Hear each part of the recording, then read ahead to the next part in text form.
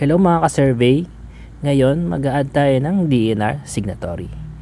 So, dito sa main page ng app, may makikita kayong DNR signatory. I-press lang natin yon.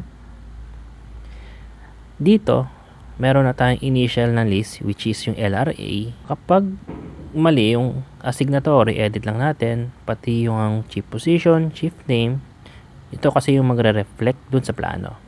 Kung mag-add naman tayo ng DNR, meron tayong initial database, halimbawa NCR, i-select natin, nakalagay dito yung pangalan ng dating or current na signatory. So kung may mali, edit lang natin.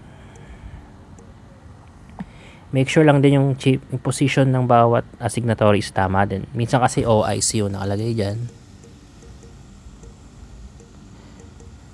And then, i-check din natin yung region number. Ito kasing region number yung lumalabas sa plano na region number ... NCR, and then kung anong address siya. Save lang natin.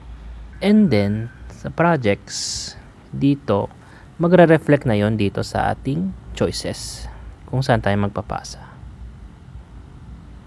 So halimbawa, nasa loob ko na ng project, punta ka lang dito sa settings button, edit information, and then i-click na natin LRA to DNR NCR. So ganun lang mag-apply ng signatory sa project.